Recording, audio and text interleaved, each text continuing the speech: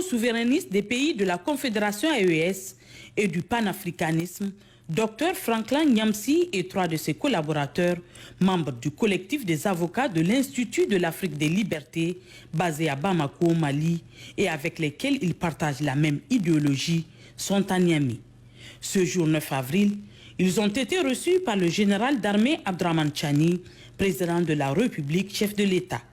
Dr Franklin Nyamsi et son équipe sont à Niamey pour contribuer à faire la lumière sur l'affaire Mustapha Benga,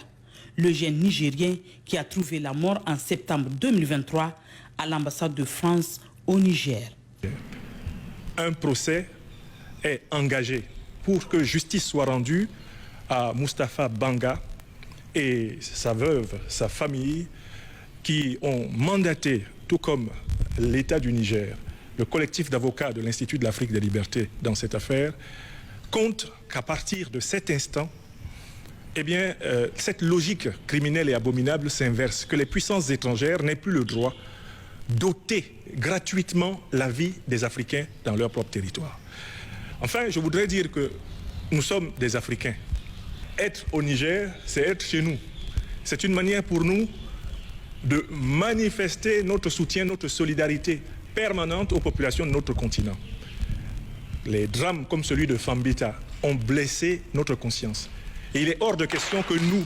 qui serions des Africains vivant en Europe ou en Amérique, il est hors de question que nous abandonnions notre peuple au motif que nous aurions trouvé des situations confortables là-bas. Ici, sur le perron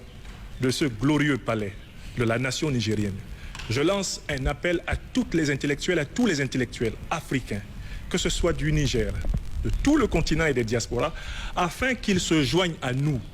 dans le travail de renforcement de l'éveil, le travail de renforcement des luttes d'émancipation que les présidents Abdourahmane Tiani, Assimi Goïta et Ibrahim Traoré incarnent à merveille. En recevant le collectif des avocats de l'Institut de l'Afrique des Libertés, ayant pris en charge la défense du dossier Mustapha Benga, le président de la République affiche toute l'importance qu'il accorde à l'aboutissement de cette affaire survenue au lendemain des événements du 26 juillet 2023 à l'ambassade de France à Niamey.